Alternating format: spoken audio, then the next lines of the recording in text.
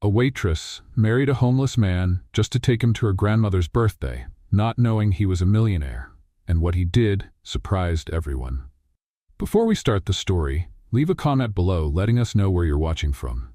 Enjoy the story. Chloe Evans didn't know what rest meant. Since 7 in the morning, she had been on her feet, balancing plates and rushing orders at the restaurant where she worked.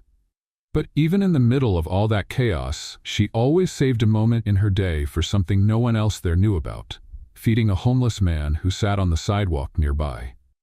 During the short break between lunch and dinner, Chloe grabbed a takeout container, hid it in her backpack, and slipped out the back door. She knew exactly where he'd be, sitting in the same spot on the sidewalk, arms crossed, eyes fixed on some distant point, as if watching the world go by without being a part of it. "Jacob," she said softly, kneeling down in front of him. "Grilled chicken today, and rice with broccoli. I hope you like it." He slowly looked up, like he always did, and a faint smile appeared at the corner of his lips. "Definitely better than yesterday. That rice tasted like cement." She laughed as she opened the container. "At least it's hot." Jacob took the food carefully, as if that small gesture meant more than the meal itself. He always had a calm, quiet manner. Too calm for someone living on the streets. He never asked for anything, never complained. And even stranger, he spoke with a kind of elegance that didn't match his torn clothes or the dirty blanket next to him. "How was it in there today?" he asked between bites. "A customer tried to convince me that being allergic to pepper was a reason to get a free dessert. I almost threw a pudding at his forehead." Jacob laughed, a low, short laugh. Chloe liked making him laugh. It didn't happen often, but when it did, it lit up her day more than any tip. The sound of hurried footsteps cut their conversation short. Chloe instinctively turned her head and froze. Across the street, Dylan, her fiancé, was walking with a blonde woman, arm around her. They looked very close. More than close. She laughed and ran her hand across his chest. Dylan didn't try to hide it. He kissed her. Chloe felt her stomach turn. "That jerk," she muttered, jumping up like lightning. "Chloe, wait," Jacob called after her, but she was already crossing the street like a storm about to explode. "Dylan," she shouted. The couple stopped. Dylan looked at her with a mix of surprise and annoyance, like she was a problem he'd forgotten to deal with. "Chloe, not now." "Not now?" She almost laughed in disbelief. "You're cheating on me in the middle of the street, and you're asking me not to make a scene?" The blonde froze. Dylan, on the other hand, sighed impatiently. "You're overreacting, Chloe. Things between us have been falling apart for months. You just didn't want to see it." 3 years, Dylan," her voice trembled. 3 years together. You promised we'd get married, that you were just waiting on a promotion, that you'd introduce me to your parents. Why? Why would you do this to me?" He laughed, a cold, mocking laugh. "Because I've grown, Chloe, and you're still in the same place. You're just a waitress. I have ambition, and honestly, do you really think my family would accept someone like you?" Chloe felt the air leave her lungs. It was like a punch to the chest. Her eyes burned, but she refused to cry right there. "Hey!" A deep, firm voice spoke behind her. Jacob had stepped forward. He was barefoot, and his clothes were dirty, but something about his posture demanded immediate respect. "You've said enough, man," Jacob said calmly, staring Dylan straight in the eyes. Dylan chuckled. "And who are you? Her janitor?" "No, I'm a friend." "Well, look at that, even your homeless friend decided to butt in." Dylan laughed with contempt. "You should leave before you say more than your conscience can handle." Dylan huffed, shot Chloe one last arrogant look, and walked away with the other woman without saying another word. Chloe stood there, stunned, trying to process what had just happened when her phone buzzed in her pocket. It was her mother. "Sweetheart, is everything all set for the weekend? Your grandma's so excited to see you, especially to meet your fiancé. You know how she is. All she wants is to see you married before anything happens." Chloe swallowed hard. "Yes, Mom, everything's fine. He's coming with me, of course. We're doing great. That's wonderful, honey. It's going to be beautiful." She's counting the days. The call ended. Chloe stood still, staring blankly, clearly overwhelmed. "You lied," Jacob said. "I lied," she replied, out of breath. "Your grandmother wants to see you married? It's her dream. I promised her I'd be married before her birthday. and that's this Sunday." Jacob looked at her for a moment. Then he straightened his coat and said in the calmest voice in the world, "Marry me." She laughed. "You're kidding, right?" "No, marry me. Introduce me to your grandmother. After 3 months, we get a divorce. You keep your promise, and I help you with this." Chloe stood still. The sidewalk felt like it had frozen in time. The idea was insane. But her life was already a mess. And Jacob? Well, somehow he was the only person who hadn't asked her for anything or expected anything from her. "You're homeless, Jacob." "Maybe, but I'm a homeless man who knows how to be thankful and who respects you. That's already more than your ex ever did." Chloe was still looking at Jacob like he had just suggested skydiving without a parachute. "You're serious?" she asked again, barely above a whisper. "I am. And before you ask, no, I'm not crazy. Or at least not any crazier than you need me to be right now." She crossed her arms, still trying to figure out if he was joking or if he really was suggesting this. Marriage. A contract. A favor. A wild agreement between two strangers. "But why?" she whispered, unable to take her eyes off him. "Because you gave me food every day without asking for anything in return. Because I heard how your grandmother spoke to you on the phone. And because maybe you need someone right now. Just for a little while." Chloe bit her lip, her heart racing. Her mind was screaming no, but something inside her, maybe the part that always felt ignored, invisible, disposable, was whispering, "Why not?" "Okay," she said finally, swallowing hard. "Let's get married." Jacob gave a small smile, almost surprised that his offer had been accepted. And just like that, as if it were the most natural thing in the world, the two of them headed to the courthouse. Let's play a little game for those who only read the comments. Type fried chicken in the comments. Only the people who made it this far will understand. Now let's get back to the story. The courthouse building was simple and unremarkable, and that late afternoon there weren't many people around. Chloe was wearing her restaurant uniform under a worn coat, and Jacob, well, he looked like a character out of a post-apocalyptic movie. Even so, they walked together to the front desk. "We're here to get married," Chloe said without hesitation.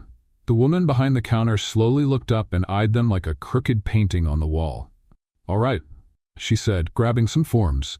"We'll need your IDs, and for you to fill this out. Quick. We still have time today." Chloe filled everything out with trembling but determined hands. Jacob, on the other hand, wrote with such neat handwriting that it caught the receptionist's attention. She raised an eyebrow. When they were done, they handed over the papers. A few minutes later, they were called into the judge's office. "Good afternoon," said the judge, an older man with white hair and thin glasses. "Let's keep this quick, all right?" "But," he looked at Jacob with some concern. "Are you sure you want to marry this man, miss?" Chloe didn't hesitate. "Absolutely. You don't even know him." "I know enough." The judge shrugged. "Well, if you both agree, let's make it official." And just like that, with flat, formal words and glances full of doubt and nerves, Chloe Evans and Jacob Smith were declared husband and wife. They left the courthouse like two kids who had just pulled a prank on the grown-ups.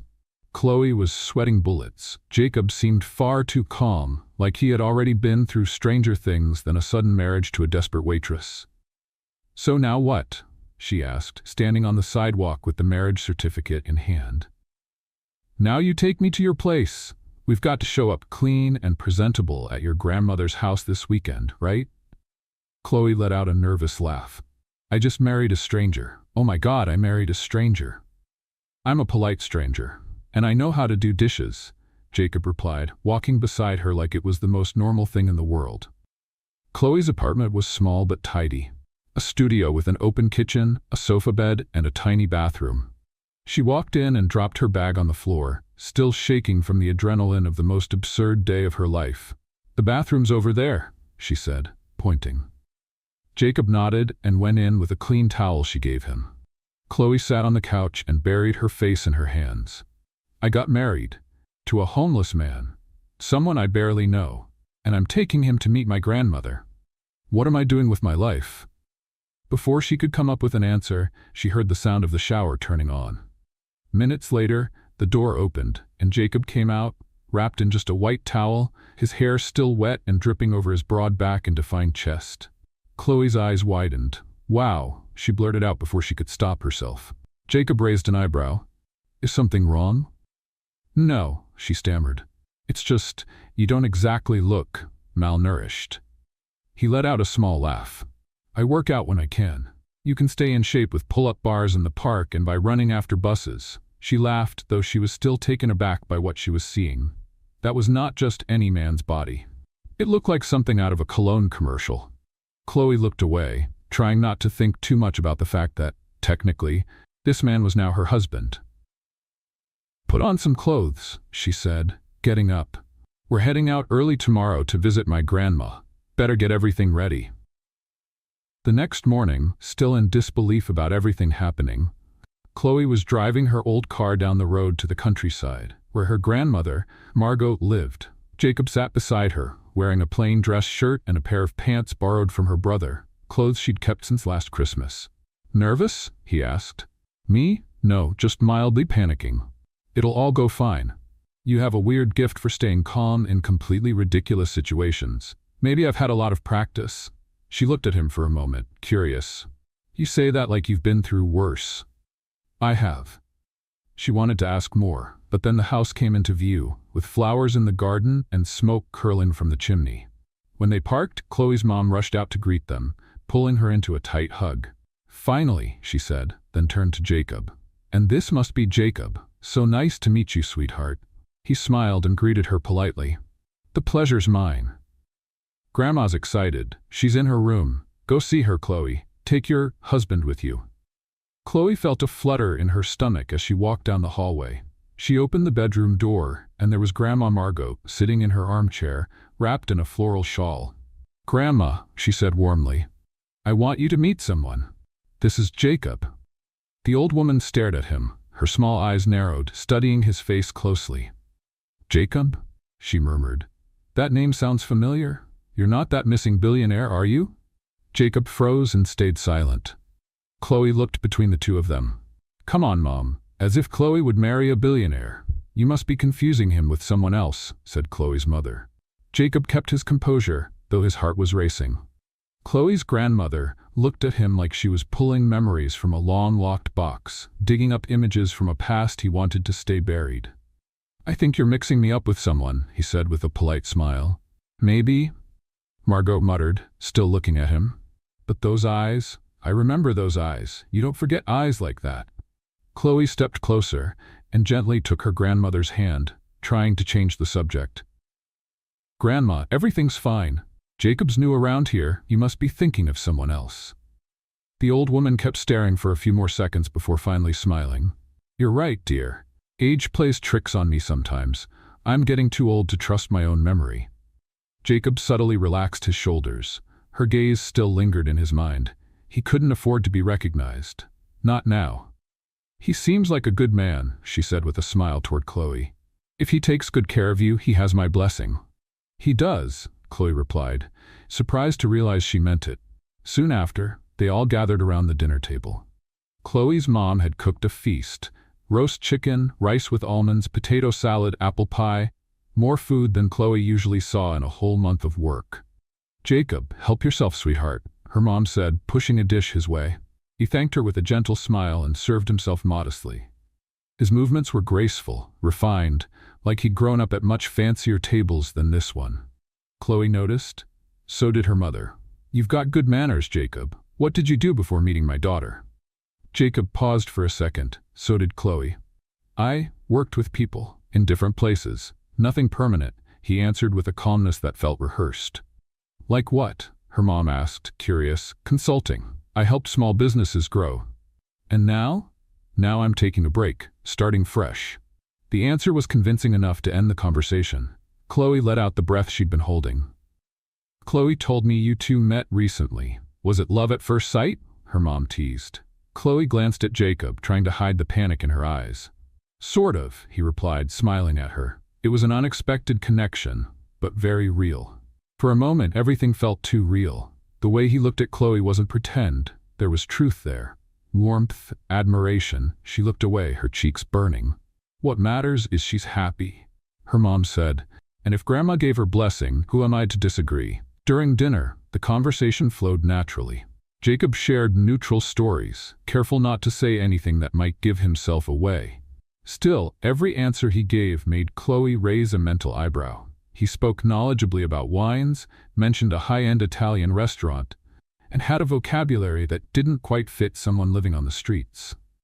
After dessert, Jacob offered to do the dishes, which completely charmed Chloe's mother, while Chloe took her grandmother to the bedroom. "So, what did you really think of him?" Chloe asked, sitting on the edge of her grandmother's bed. Margot smiled. "He's special. You know, I've always had a good feeling about people. But he's not telling the whole truth. That's obvious. He's more than what he says he is." "I know," Chloe murmured, looking down at her hands. "But Grandma, he helped me when I was at my lowest, and I honestly don't know how I would have made it through these last few days without him." Her grandmother gently squeezed her hand. "Sometimes people's secrets don't define who they are. What matters is how they treat us." Chloe smiled, touched. She kissed her grandmother's forehead and went back to the living room. Jacob was just finishing putting the dishes away. "You're pretty good at washing dishes," she said. "I know how to do a few things. I was a Boy Scout." He replied with a soft smile. She laughed. "I think my mom really liked you, and my grandma, well, she didn't kick you out, so we're doing okay." "That's good. Now we just have, 90 days to go?" "Something like that." Jacob looked at her for a few seconds, more serious now. "You know, if you ever want to stop all this, just say the word." "I know, but for now, it's working. In a weird way, but it is." They sat in silence for a moment. Chloe watched Jacob closely. She couldn't stop thinking about the way he spoke, the way he moved. He had said he used to help companies, but there was more to it. Something he wasn't telling. "Let me ask you something," she said, almost without thinking. "Why were you on that sidewalk that day? Why that spot?" Jacob hesitated. "It felt like a safe place. I needed to disappear. That sidewalk, it felt invisible, and I needed to be invisible for a while." "Running from what?" He smiled but didn't answer. That night, Chloe slept in her old childhood bedroom. Jacob stayed in the living room, on the couch. But neither of them slept well. They were both too busy thinking about each other and about what they were beginning to feel, even if they couldn't admit it. The next morning, they said goodbye to her grandmother with warm hugs and genuine smiles. Margot held Jacob's hand longer than expected. "Thank you for taking care of my girl," she said. "She's the one taking care of me," he replied. In the car, on the way back to the city, Chloe stayed quiet for several minutes, looking out the window. Jacob gave her space. The ride back to the apartment was quiet, but filled with something new. A light tension, almost invisible, like a thread had been stretched between Chloe and Jacob. Ever since they left her grandmother's house, she couldn't stop thinking about how he had answered the family's questions, with calm, confidence, and a kind of elegance that doesn't come from life on the streets. But for now, she decided not to ask. Not yet. As soon as they walked into the apartment, Chloe kicked off her shoes and dropped her purse on the couch. "I'm exhausted," she said, stretching. "What about you?" "Me? I'm ready to cook dinner." She looked at him, surprised. "You cook?" "Depends on what you call cooking. I can make omelets, pasta, and, well, that's pretty much it." Chloe laughed, tossing her hair back. "Perfect. Omelets sound great." They went to the kitchen, too small for two people, which made bumping shoulders and quiet laughter inevitable as they reached for spices. Jacob chopped the ingredients so precisely that Chloe paused to watch him. "You have an interesting way with the knife. Ever worked in a professional kitchen?" "I watched a lot of videos, and I had time to practice." "Too much time?" "Let's just say life gave me a few forced breaks."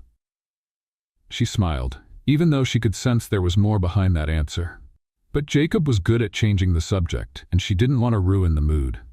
Dinner was ready in minutes, and they sat side by side on the couch, plates on their laps, watching some random movie on TV. It was a romantic comedy, just ironic enough to make them laugh. "Look at this," Jacob said, pointing at the screen. They hate each other, then she trips, he catches her, they stare at each other, and boom, they're in love. "The famous love trip," Chloe laughed. "Doesn't happen like that in real life." "No?" She looked at him sideways. "No. Real life has bills, chaos, and no one's there to catch you when you trip. You just fall." Jacob looked down for a moment. like her words had touched something deep inside him. Sometimes someone holds on. Rarely, but it happens. The silence that followed wasn't uncomfortable. It was full of meaning. Chloe felt a warmth rise in her chest, something she tried to push back with her next bite of food. After dinner, Chloe washed the dishes while Jacob dried. They split the tasks naturally, like they'd done it 100 times before. "It's getting late," she said. "I work all day tomorrow. Do you want me to sleep on the couch?" She paused for a moment. They'd never talked about this. Since the wedding, they'd slept in separate spaces, almost like roommates. But now, she hesitated. "No, you can sleep on the mattress. I'll take the couch tonight." Jacob frowned. "Chloe, it's fine, really. You need rest too." "Okay then, but if you want to switch later, just wake me up." She nodded, drying her hands. While he went to shower, she made up the mattress with clean sheets and left a blanket nearby. When he came out, he was wearing a loose t-shirt she had lent him, and a pair of shorts that barely hid how, well, strong he was. Chloe pretended not to notice, but it was impossible to ignore. Jacob had an athletic, defined body, and yet his eyes were calm, gentle, never aggressive. He carried both strength and kindness in the same body. She turned off the light and lay down on the couch, but sleep didn't come. The quiet in the apartment was only broken by the sound of his breathing from across the room. And then, as if reading her thoughts, "Chloe? Huh? Do you regret it?" She turned to the side, resting her face on the cushion. "Regret what?" "All of this. The marriage, the craziness, me." She stayed quiet for a moment. "No, not yet." "Not yet?" "Well, there's still time, right?" They both chuckled softly. The silence returned, but this time she didn't want to sleep. Not with that feeling in her chest. She got up quietly and went to the window, pulling the curtain aside. The night outside was calm, the city breathing under soft lights and distant horns. "Can't sleep?" Jacob asked, appearing beside her. She shook her head. "My mind won't shut off." "Mine either." They stood there, side by side, looking out at the street. Their shoulders brushed slightly. His breath was close enough for her to feel its warmth. Chloe turned her head and found him looking at her with those intense eyes, honest and dangerously close. "Jacob." "Shh." He moved in closer. His nose brushed hers. The silence between them was thick, filled with unspoken desire. Their lips almost touched.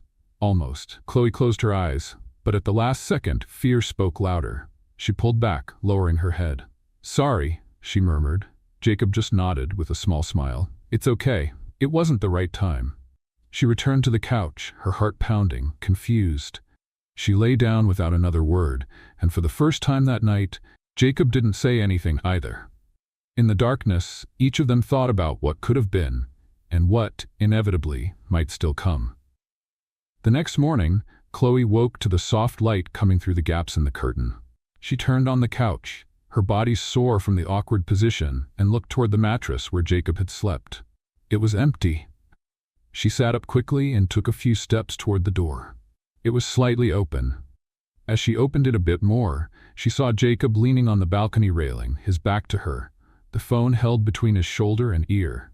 His posture was tense, his voice low and steady. "I know he's moving funds from the holding account. I've already had last month's transfers checked. We've got almost everything. We just need one more recording." Pause. "No, I can't come back yet. One wrong move and it could all fall apart, and you know that." Chloe stepped back before he noticed her. Her heart was racing. That wasn't the voice of someone just trying to start over. It was the voice of someone on a mission, someone who knew exactly what they were doing. She slowly backed away and returned to the living room. When Jacob came in a few minutes later, she acted as naturally as she could. "Good morning," he said. His hair tousled from the wind. "Morning," she replied, avoiding his eyes. "You were up early." "Couldn't sleep." "Huh." Chloe went to the kitchen and started making coffee. She tried to focus on the simple tasks, but her mind wouldn't stop spinning. One more recording. Holding account. Can't come back yet. She didn't know much about Jacob's past, but she was starting to realize that what he was hiding was much bigger than just pretending to be a homeless man. After breakfast, Jacob offered to go out and buy bread, said he needed a little walk. Chloe stayed behind, alone in the apartment, sitting on the couch with her knees pulled close to her chest. She turned on the TV just to have some background noise. She flipped through the channels without thinking until she landed on a business news program. That's when she saw it. On the screen was a photo of two men in suits. One of them was Jacob. But he didn't have stubble or wear simple clothes. He was in a suit, surrounded by reporters. The caption read, "The disappearance of Jacob Smith, still a mystery. Missing billionaire may be on the run." Chloe felt a chill run up her spine. "Billionaire," she whispered. The reporter went on. "Jacob Smith, heir and CEO of one of the country's largest investment firms, vanished without a trace just after fraud allegations surfaced inside the company. There's suspicion one of his partners is involved, but so far, no solid evidence has been found. Police are considering 3 possibilities: escape, abduction, or voluntary disappearance." She turned off the TV without thinking. The face was the same, the voice, the eyes. Those eyes her grandmother swore she remembered. It wasn't a coincidence. It was him. The same man who ate takeout on the sidewalk, who slept on a mattress in the living room, who cooked with her in the tiny kitchen, was a missing billionaire. She stood there frozen, trying to piece together the reality she thought she knew. She felt betrayed, used, lied to. But at the same time, she remembered the little things. His kindness, the way he cared for her grandmother, the quiet moments full of meaning, the almost kiss. When Jacob came back with a bag of bread, he found Chloe sitting with her arms crossed, the remote still in her hand. He sensed the mood immediately. "Did something happen? Is there something you want to tell me, Jacob?" He stopped in the middle of the room, looking for her eyes. "About what? Don't pretend, not with me." She stood slowly, pointing the remote at the TV. "I saw you. On the news. Jacob Smith, missing billionaire. Possibly on the run, they said. That's you, isn't it?" He didn't answer, and the silence said enough. "Since when?" she pressed, voice shaky. "Since when has all of this been a lie?" "It was never a lie," he finally said, "but it wasn't part of the plan either." Chloe gave a bitter laugh. "Not part of the plan? Jacob, you showed up in my life like you fell from the sky. You agreed to marry me. You came into my house, my family, and all that time you were hiding that you were a millionaire?" "Billionaire, technically," he said, out of habit, but when he realized how that sounded, he looked down. "Sorry, that came out all wrong." "Are you kidding me?" He took a step forward, but she moved back. "Don't touch me," Chloe said, her voice cracking. "I trusted you. I brought you to meet my grandmother. Her voice wavered again. "I was starting to like you." Jacob looked like he swallowed hard. His eyes were full of something he was trying hard not to let show. "I was going to tell you everything. I swear. I just needed more time. My partner is trying to destroy everything I built. He's been stealing money from the company. I faked my disappearance to investigate it all quietly, with help from a trusted friend. It was the only way to stop him without putting more people at risk. And then you came along, and I didn't expect to feel anything for you." Chloe shook her head, tears running down now. "But I did." "Too late, Jacob." She walked to the door and opened it. "Leave. Chloe, go, now." He hesitated for a second, but understood. He grabbed the bag he was still holding and walked out without another word. The door shut behind him, and with it, something inside her seemed to break too. Chloe didn't sleep at all that night. The apartment felt heavier without Jacob there. Even when he didn't say anything, his presence filled the room with something that now seemed gone, and left a strange emptiness behind.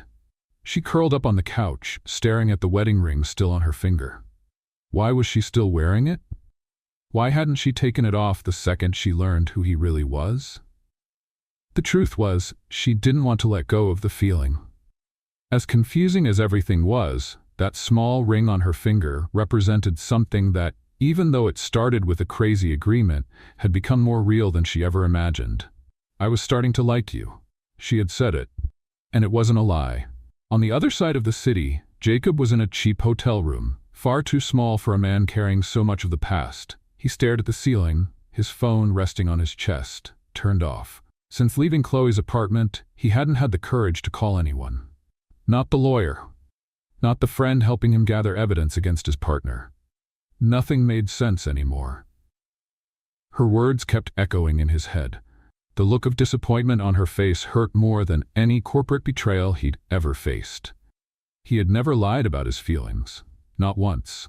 But hiding who he was, even if he had a good reason, now felt unforgivable. He closed his eyes and took a deep breath, remembering the first time Chloe called him by his name. The first time she really laughed at one of his silly jokes. The first time he thought, if everything goes wrong, at least I got to meet someone like her. 2 days went by.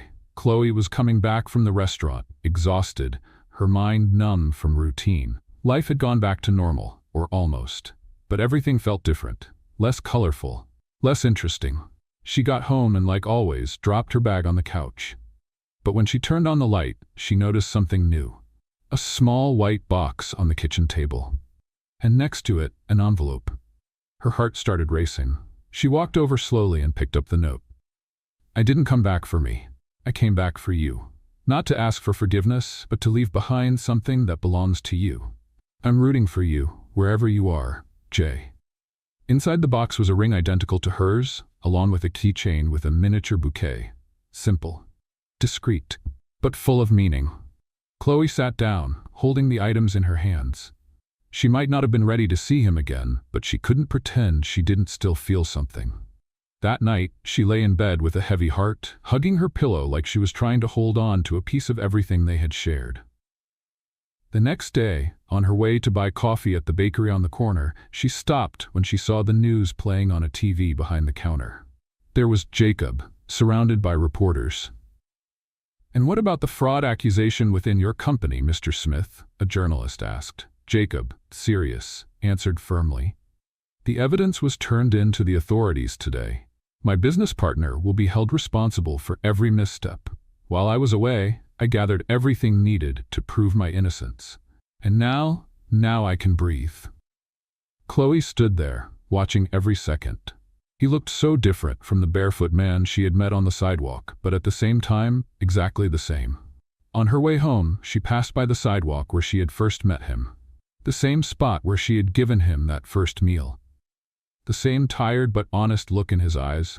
There was something folded in the corner. A blanket. Jacob's blanket. She knelt down, touching the fabric gently. It felt almost like finding a ghost she herself had imagined. That night, she did something she had been avoiding. She opened her phone and typed his full name into the search bar. Articles came up, interviews, videos, and then an old feature from before everything happened. An interview where he was smiling next to his father, talking about the value of building an empire with integrity. She heard him say, "My father always taught me that trust is the most expensive thing there is, and the most fragile. Once it's broken, it rarely comes back." Chloe felt her eyes fill with tears. She knew now he wasn't just a billionaire trying to hide. He was a man trying to save his own name. And along the way, he found hers. The next morning, when she opened her front door to leave, Chloe found another envelope on the ground. Her heart skipped a beat. She picked it up with trembling hands and read it. Today is the hearing that will decide the future of my company. I don't know if I'll lose everything, but at least I didn't lose my conscience. I just wanted you to know that. I still dream about that almost kiss. Jacob. She closed her eyes, feeling the world slow down just a little. That night, she dreamed about him. Not the billionaire version in a suit surrounded by cameras, but the man with calm eyes, who laughed when she burned the rice, who did the dishes in a soaked shirt, who slept on the mattress next to the couch and asked if she wanted to switch places. And in that dream, the kiss finally happened. No interruptions, no fear, no lies. It was late afternoon when Chloe decided to leave the house. She had spent the past few days trying to escape her own thoughts, but the truth was, they were still there, pressing on her chest, whispering memories she couldn't erase. Even after everything came to light, something inside her kept remembering Jacob as the man who laughed while peeling onions with her, who shared a torn blanket on the couch, who looked at her like the world had paused for just a second so that look between them could happen. But now she knew. She knew everything, or at least she thought she did.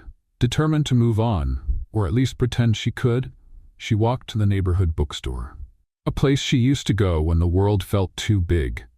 She ran her fingers along the book spines, trying to distract herself when she heard two women talking on the other side of the shelf. And now he shows up like nothing ever happened. That's just like the rich. They disappear when it suits them and come back when it's safe. But did you see his video? He looked sincere. I don't know, there's something in his eyes, like he's really sorry. And that one sentence. Which one? I haven't lost my conscience. Chloe's stomach turned. She didn't want to hear this. She didn't want his name still hanging in the air, or worse, in her thoughts. She went back home trying to push it all away, until her phone buzzed with an unexpected message. Unknown number. You need to know what he did for you. Chloe frowned. Before she could respond, another message came through. This time, with an address and a time. No name, no explanation. For several minutes she just stood there, staring at the screen. She felt ridiculous for even considering going. But curiosity, or maybe the need to fully understand, won out. At the scheduled time, Chloe arrived at the address, a small office building downtown. She took the stairs to the 3rd floor, where she was greeted by a man in a suit, with gray hair and a serious expression. Miss Evans, I'm Thomas. I worked with Jacob for many years. He asked me to give you something personally, in case the two of you drifted apart. What kind of something? The truth, but in a way that only you can decide what to do with it. He handed Chloe a flash drive and pointed to the room next door. There's a computer in there. You can watch it alone. I'll wait out here. Chloe entered with her heart pounding, closed the door behind her, and plugged in the device. Just one file. She double-clicked, and the video began. Jacob appeared on the screen, seated, wearing the same simple clothes he'd worn during those early days in her apartment.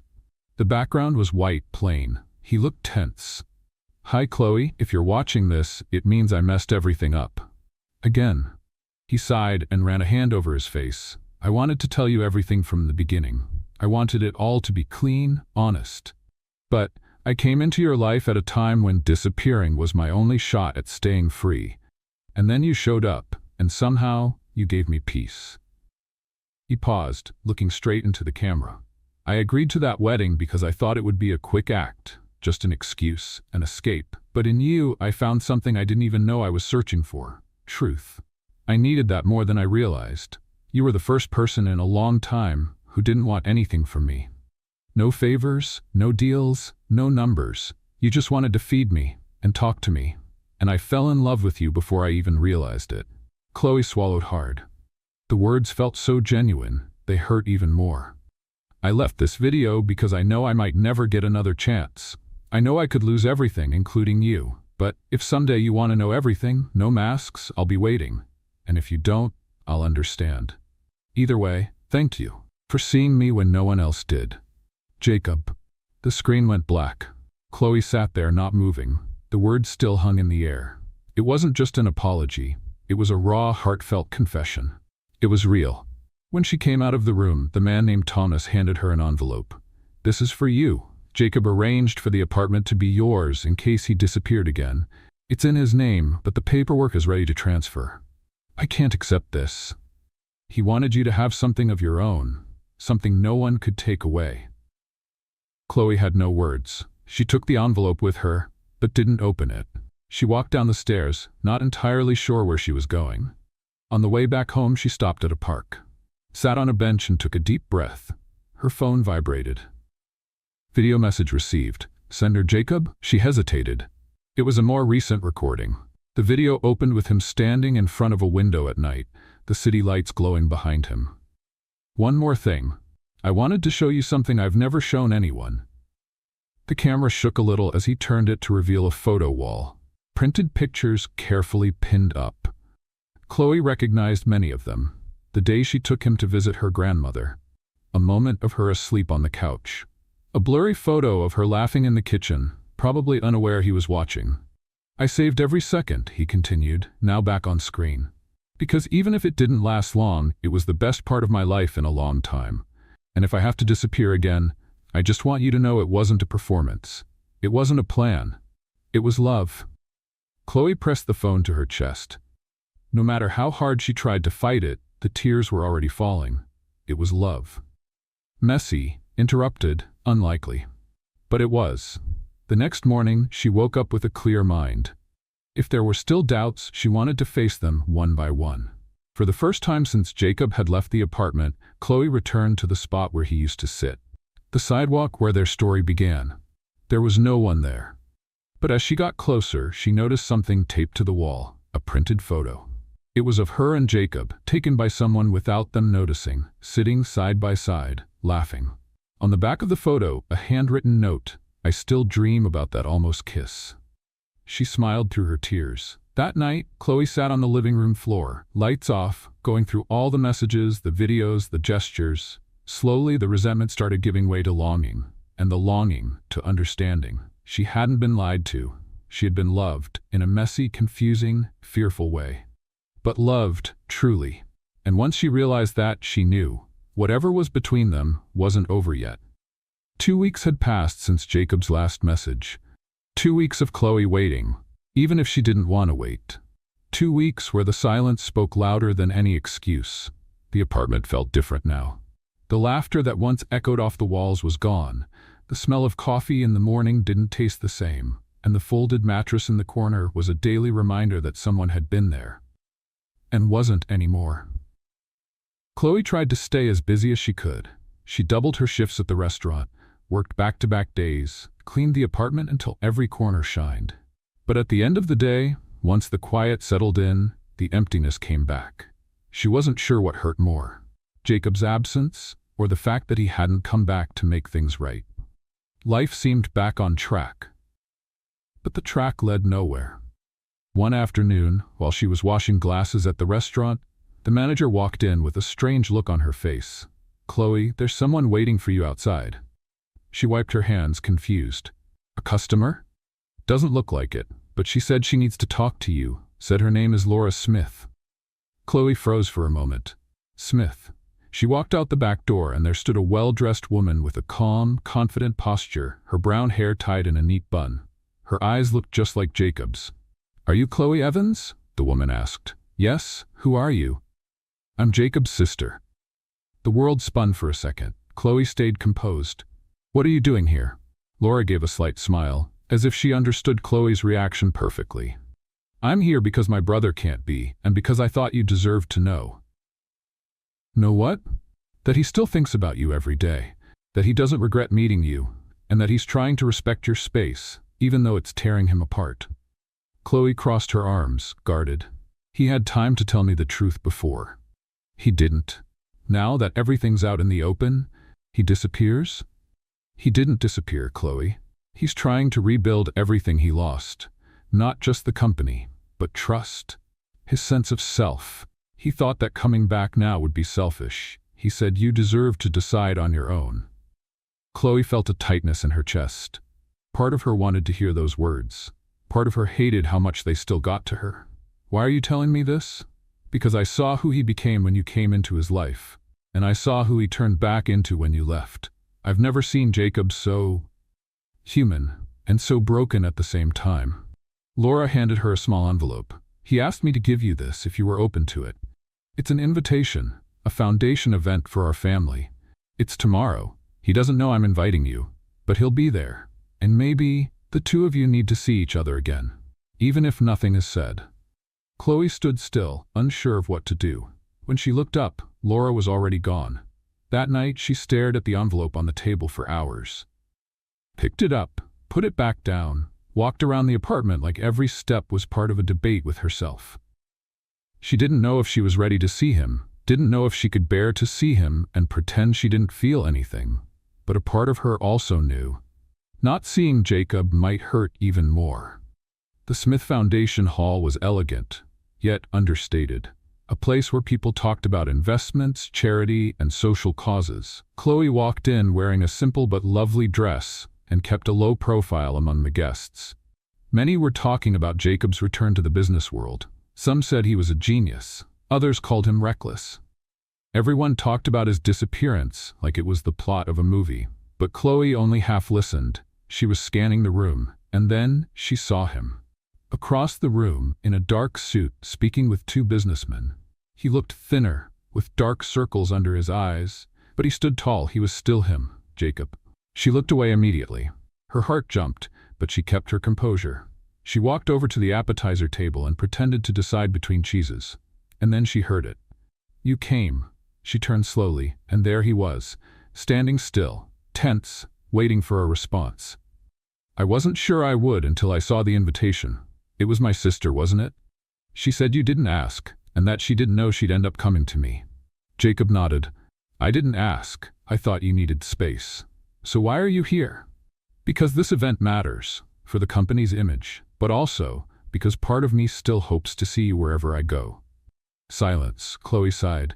You could have told me before, not your name, not the money, but the truth. I know. And even after everything, you let me walk away. You didn't try to come back. Trying would have meant pushing. And after all that happened, I didn't want to step into anything that was still yours. I would have listened, she said, her voice unsteady. I was angry. But it wasn't the end. I still don't know if it is.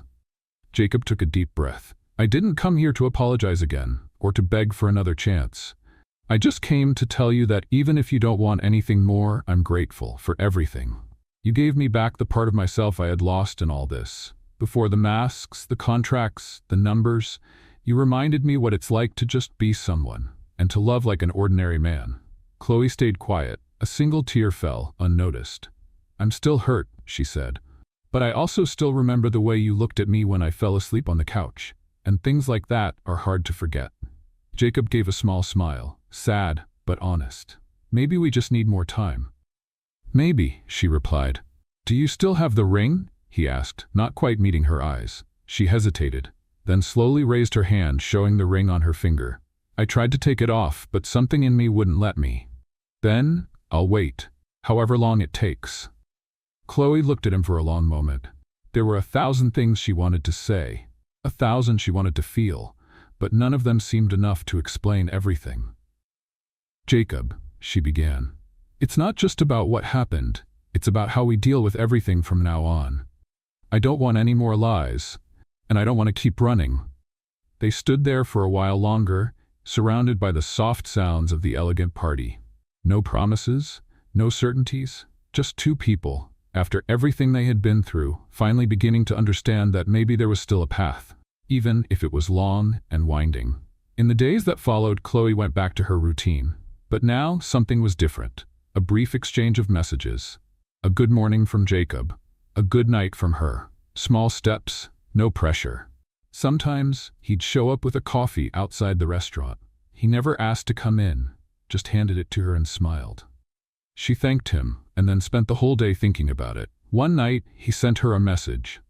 Last night I dreamed of the day you took me to meet your grandmother. I just wanted her to know I wasn't pretending, that it was the first time in a long time I truly felt part of something real. Chloe answered with just a heart emoji. It was still too soon for a new beginning, but it wasn't too late to reconnect. And maybe that was what mattered most right now. The morning started differently. Chloe was setting the silverware at the restaurant when she heard a commotion in the dining area. Customers were leaning over tables, eyes fixed on the TV in the corner. The volume was low, but the images spoke for themselves.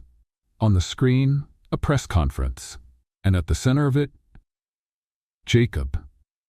Chloe's heart raced. She set down the silverware and walked to the side of the counter for a better view. Jacob stood there in a gray suit, surrounded by microphones and cameras. But he didn't look nervous. His expression was steady, confident, his eyes clearer than ever. She quietly turned up the volume. Today, I'm here to present both the public and the authorities with all the evidence gathered over 2 months of quiet investigation, he said, looking directly at the reporters. Evidence that clearly shows the attempt at embezzlement and fraud by my former partner, Marcos Ramirez. A stir went through the press room. While I was away, a lot was said. Accusations were made. Some people believed I had run off. Others thought I had lost my mind. But all I did was disappear, so I could finally see what no one would let me see. Jacob turned toward the table in front of him, stacked with documents, bank records, security footage, and recordings. He placed his hand gently on top of the stack. This is what's left of a friendship that lasted more than 15 years. But it's also the foundation of the truth I promised to bring forward. The company I built with my father will not fall because of one man's greed. And most of all, I will not stay silent anymore. The broadcast cut to reporters commenting on the case, but Chloe wasn't listening anymore. She stood there, frozen, her heart in turmoil. Pride, surprise, and an ache that still lingered deep inside. She knew that man, the man who didn't run, who stood his ground, who protected. And despite everything, he was still the same Jacob who used to wash dishes with her at 2 in the morning. She went back to work, but the day moved in slow motion. That night, when she got home, she found an envelope under the door. She recognized the handwriting before even touching the paper. Maybe I've done everything in the wrong order. First I lied, then I ran, then I tried to fix it. But now? All I want is to truly explain myself. Not as a businessman, as a man. Can I meet you at our place tomorrow at 4 p.m.? If you don't come, I'll understand. But if you do, I promise not to run again. J. Chloe folded the note carefully and placed it on the table. She took a deep breath. She knew that meeting was inevitable, but now, more than ever, she wanted to know which version of Jacob she'd find there. Our place was the sidewalk, the exact spot where it all began, where she handed him food for the first time, where she saw him in a way no one else seemed to. Chloe arrived 5 minutes early. She was nervous, restless. Part of her wanted to run away, and part of her wanted to stay there forever. Jacob was already there, but not like before. He was sitting in the same spot wearing dark jeans, a plain t-shirt, and no disguises. He wasn't pretending to be someone else. He was just him. Jacob. She walked up silently. He stood. You came. I did. They looked at each other for a few seconds. Time seemed to bend around them. Will you sit with me? He asked. Chloe hesitated, then sat beside him on the sidewalk. Just like before. Just like always. Did you watch the press conference? He asked. I did. And? You did what you said you would, and I know how much that must have cost you. Jacob lowered his eyes. I lost a lot of friends, sponsors, but I got back what really matters. My name, and a chance to start over, even if it's alone. You're not alone anymore, Jacob, she said softly. Even when I told you to leave, you never left my thoughts. Not for one day. He looked at her, surprised by her honesty. I never asked you to forgive me because I didn't know if I deserved it, but now, I think I need to ask you something. What is it? To let me try again, from the beginning. No contracts, no wild promises, just as me, with you. What if I'm still scared? Then we'll be scared together. Chloe's eyes welled up. She looked down at the sidewalk, then up at the sky. I don't know how this ends, Jacob. I don't have the answers. Neither do I. But if you want to walk beside me, I'm willing to find out. He smiled, a smile she hadn't seen in weeks, a smile of relief. I didn't expect to hear that, but I've dreamed about it every day. Chloe smiled too, still a bit shy. I still want answers, you know? I'm not going to pretend I trust you completely, but I think when you disappeared, you took a piece of me with you. I never meant to take anything from you. I just wanted to protect you from my mess. Then now let me into it, and we'll handle the mess together. Is that a deal? No contracts, she said, holding out her hand. He took it. Their hands met, firm, like a quiet promise. And in that moment, neither of them said a word, because it had already been said. In the days that followed, they started seeing each other more often, always in simple places, quiet coffee shops, short walks, park benches. They talked about everything except the past. Jacob didn't invade her space. He waited for her timing, and Chloe, little by little, began to allow small gestures.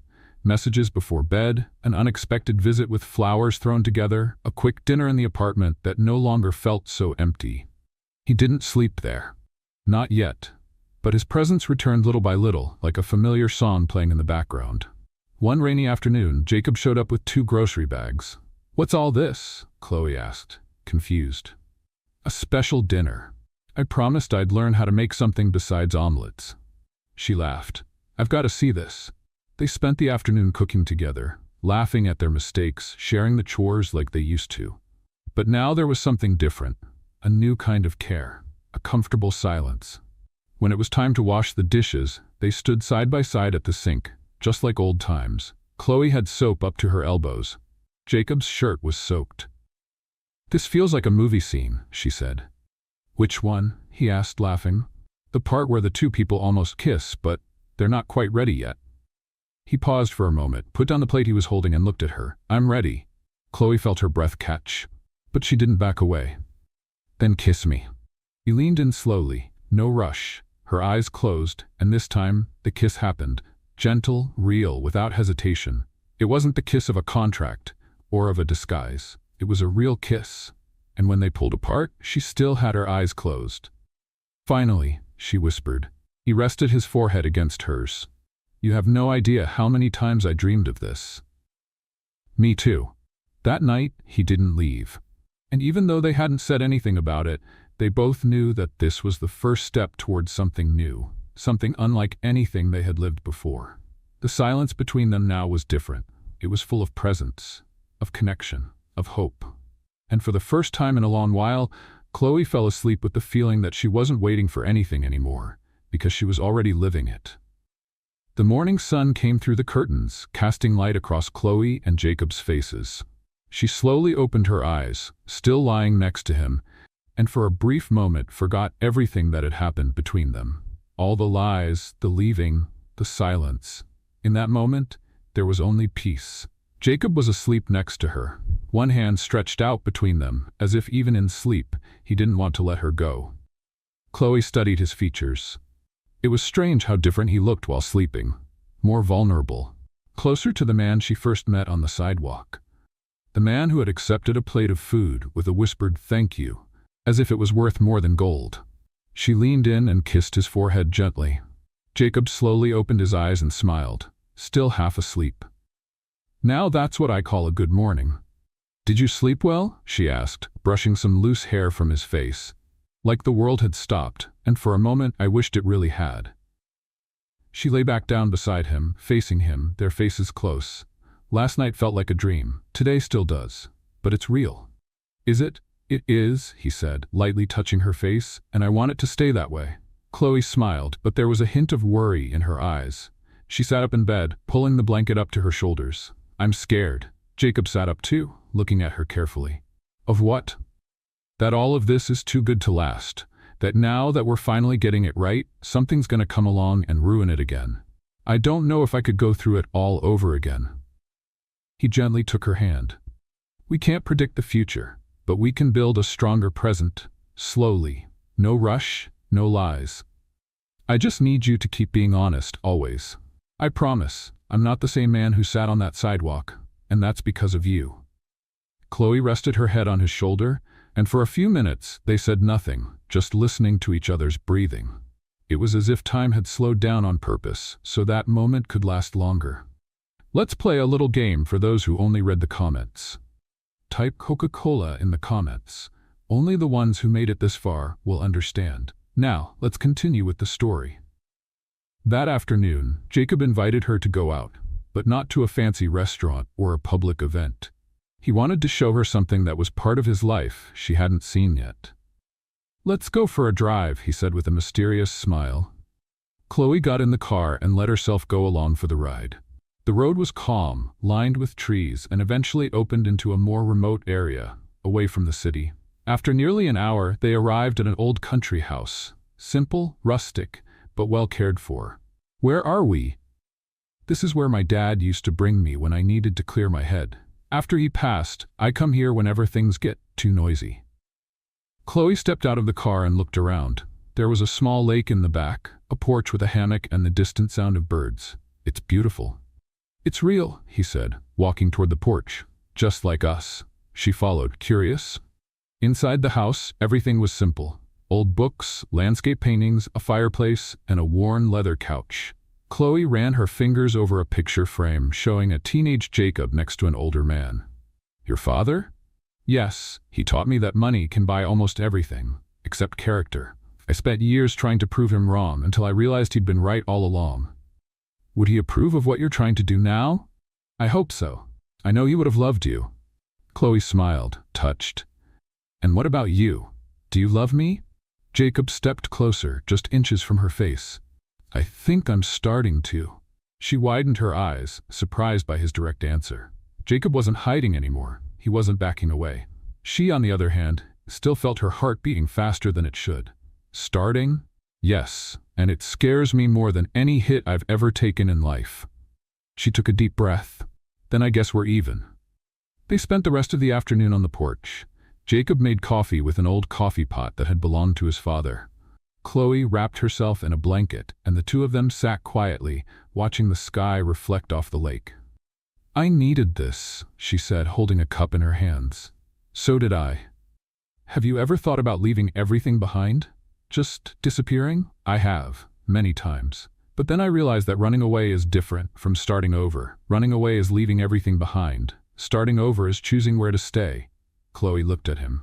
And you chose to stay? Wherever you are, that's where I'll be. She smiled. That's a little scary, too.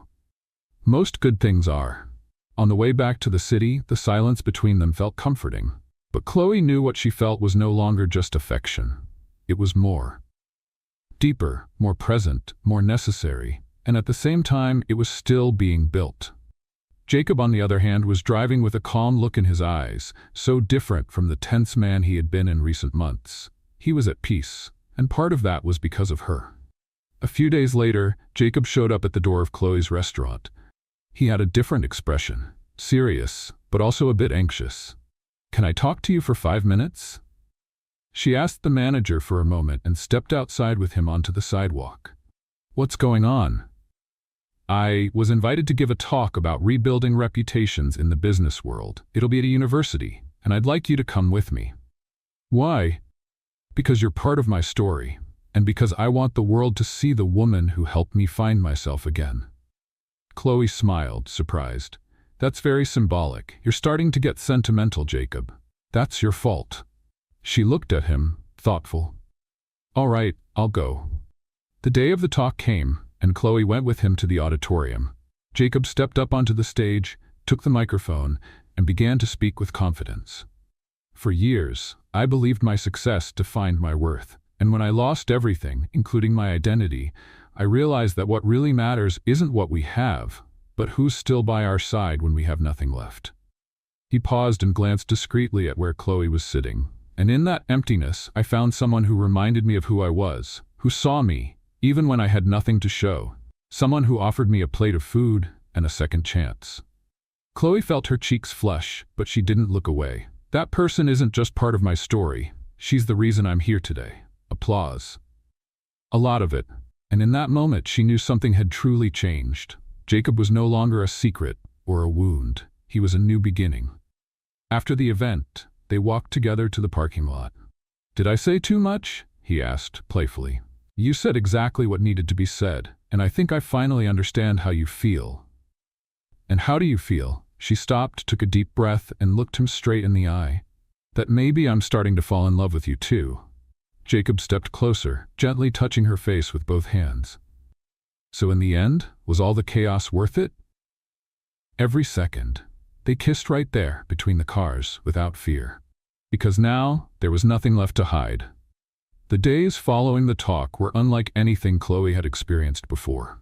Not because of what was happening around her, but because of what was happening inside her. For the first time in a long while, she woke up with peace in her heart. Not the absence of problems, but the presence of something that helped her face each small challenge with more ease. Jacob. They didn't put a label on what they had. They didn't make promises, but their actions spoke for themselves. The good morning texts, the spontaneous dinners in the small kitchen, the aimless evening walks, everything was subtle and incredibly real. Chloe knew she was falling in love. Not with the man who used to be in the news or the millionaire CEO, but with the man who laughed when he messed up a recipe, who remembered how she liked her coffee, who listened quietly when she needed to talk. Jacob had changed too. The anxiety that used to follow him, the tense, alert look, had all given way to a calmer, steadier presence, as if he had finally returned to who he was before it all, before the pressure, the overwhelming ambition, the disappearance. That night, while they were washing dishes together, Chloe turned and asked, "Do you think we would have met if none of that had happened? If I hadn't seen you on the sidewalk that day?" Jacob wiped his hands on a dish towel and thought for a moment. "I don't think so. And that scares me." "Why?" "Because that means I had to lose everything to find what truly mattered." She looked at him. "Sometimes that's how it is. We only see things clearly when there's nothing left to hold on to. And you were what was left." He gave a half smile. "And also what stayed." She laughed. That sounded romantic and tragic at the same time. That was the idea. A few weeks later, Chloe received an unexpected message from Jacob. "Can I take you somewhere tomorrow?" "It's not far, but it matters," she replied with an almost automatic yes, curious about the mystery. The next morning, he showed up at her door with a simple bouquet, wildflowers tied with a piece of red fabric. "Nothing fancy. I just thought it suited you," he said, handing her the flowers with a shy smile. "Simple and beautiful?" she teased. "Exactly." They drove down a dirt road until they reached a place Chloe didn't recognize. An open field with a wide view of the mountains in the distance. The wind was strong and the sky was clear and blue. In the middle of the field, a wooden structure was being built. A few people were working with boards and stakes, measuring, cutting, hammering. "What is this?" Chloe asked as she stepped out of the car. "It's the beginning of one of my new social projects, a support home for families experiencing homelessness." She stood in silence, taking it all in. "I promised I'd use everything I've been through to do something meaningful. Not just to clear my name, but to truly start over, and this is the first step." "It's beautiful, Jacob. It's not yet, but it will be, and I want you to come back here with me one day when it's ready. I want you to see how much you've changed the way I see the world." Chloe's eyes filled with tears. "I didn't do anything. You did everything." They stood there quietly, watching the work in progress, her hair blowing in the wind, the sun warming their shoulders. Then Jacob's face turned serious. "I've been thinking a lot about how to close this chapter. How to move from the starting over to the new." She looked at him, curious. "And?" He reached into his pocket and pulled out a small envelope. It was white, with her name handwritten on it. "Open it when you're alone." Hours later, back at home, Chloe sat at the kitchen table and opened the envelope. Inside was a letter. "Chloe, if you're reading this, it's because I couldn't say it out loud. Because I still lose my breath when you look at me like that. When I sat on that sidewalk months ago, I thought I had lost everything. But the universe showed me I hadn't lost what really mattered. I just hadn't found it yet. And then you came along, with a simple gesture, with eyes that saw me in a way no one else ever had. And I changed, and I grew, and I fell in love. Not with what you did, but with who you are. And now, I want to ask you something. Not to run away with me, but to stay, to build, not a perfect story, but a real one, one step at a time, with love, with truth, with you.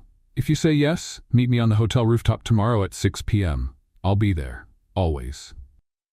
At the agreed time, Chloe climbed the stairs of the hotel with her heart racing. When she reached the rooftop, she found the space decorated with soft lights, small candles, and petals scattered around. Jacob stood with his back to her, watching the sunset. She walked up slowly. "Too beautiful to be a coincidence," she said, referring to the orange sky painting the horizon. He turned around. He was wearing a light-colored suit, elegant, but without a tie. "You came." "Of course I did." Jacob reached into his pocket and pulled out a small box. He opened it slowly. "I'm not here to repeat promises. I'm here to make just one, that everything that comes next will be better than everything that came before. Because now, it's with you. For you. Because of you." Chloe felt the tears fall, but she didn't say a word. She just held out her hand. He placed the ring on her finger, gently. "Is that a yes?" he asked. "That's a finally." They embraced. And there, under the glowing sky, in the quiet and the smiles, a new chapter began. 3 months later, the wedding took place in Margot's backyard. Nothing fancy, but full of meaning. Chloe wore a light dress with delicate lace and her hair down. Jacob waited at the altar, smiling, eyes full of emotion.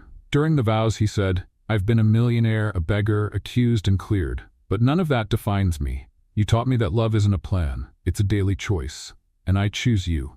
Today, tomorrow, even if everything falls apart again." Chloe tried not to cry, but it didn't last. "I spent years thinking I needed someone to save me, and then you showed up, not as a hero, but as a human being. And because of that, I choose to walk beside you. To face the chaos, and also the peace." They kissed as friends, family, and even old co-workers from the restaurant clapped louder than anyone else. At the reception, Chloe's grandmother called the two over. "Now I can rest in peace. I saw my girl get married. And to a good man." "You've got many years ahead, Grandma," Chloe said, kissing her forehead. "It doesn't matter how much time I have. My heart is at peace." Jacob held her hand. "Thank you for believing in me when no one else did.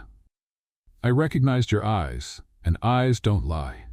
During the last dance of the night, Chloe and Jacob were barefoot, slowly spinning under the garden lights. "You know what I love most about you?" she asked. "My charm? Your persistence in staying, in trying, in loving me your way. Even when it seemed impossible. I only managed it because you saw me before anyone else did." She stopped dancing and looked at him with intensity. "Because you were always visible to me." He kissed her, and the world disappeared for a few seconds.